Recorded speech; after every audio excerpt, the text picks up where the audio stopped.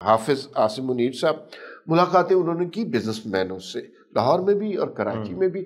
اس حوالے سے ٹویٹر پر بھی ایک جنگ چل رہی ہے. طلعت حسین صاحب کچھ اور ٹویٹ کر رہے ہیں, کامران خان صاحب کچھ اور ٹویٹ کر رہے ہیں. تو ذرا بتائیے ان ملاقاتوں میں کیا حال رہا؟ سر ایک تو ملاقاتوں کی نوید سب سے پہلے تو کامران صاحب نے دی, جیسے کہ وہ ہمیشہ اس طرح کی خبروں پہ بہت گہری نظر رکھتے ہیں, لمحہ بلمحہ اپڈیٹ دی ہیں انہوں نے. اس پہ متعدد ٹویٹس کا ایک لامتناہی سلسلہ شروع کیا ہے. اور کامران خان صاحب آپ کو پتہ ہے کہ صرف اس عہدے کے حوالے سے کافی مخلص ہیں.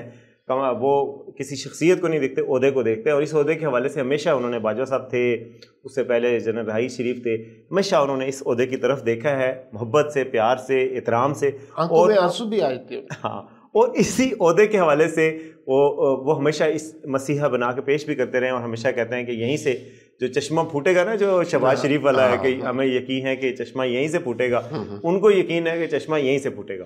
تو وہ اس حوالے سے بات کرتے رہے. کل انہوں نے پھر پرسوں سے کہنا شروع کیا کہ یہ ملاقاتیں ہوئی ہیں اور بہت سینٹیمنٹس آ گیا, مارکیٹ جو ہے وہ بہت پازیٹیولی ریئیکٹ کرے گی. اب پتہ لگ گیا ہے کہ بات چیت ہو گئی ہے, اب پتہ لگ گیا کسی کو فکر ہے پاکستان کی. اور آرمی چیف نے واضح انداز میں بغیر بلا خوف تردید یہ کہہ دیا ہے کہ ہم بزنس کو سنبھالیں گے, پرائیویٹائزیشن کی طرف جائیں گے.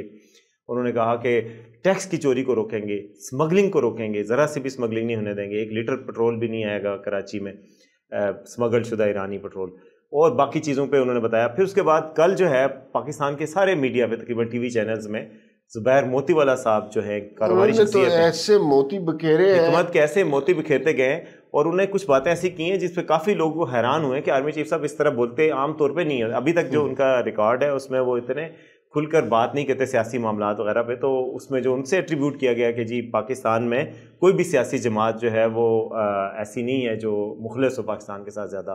ہر سیاسی جماعت, انہوں نے کچھ لوگوں کے نام بھی لیے ہیں کہ یہ لوگ پہلے کیا تھے اب کیا ہو گئے, کیسے کرپشن ہے. انہوں نے کہا کرپشن کے خلاف بھی ایکشن ہوگا, ڈالرز کی افغانستان اسمگلنگ کو روکا جائے گا, تیل کی اسمگلنگ کو روکا جائے گا.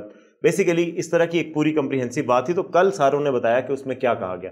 یہ بھی اس میں نوید سنائی گئی ہے کہ پاکستان میں انویسٹمنٹ لائی جائے گی سعودی عرب سے, UAE سے اور خلیجی ممالک سے.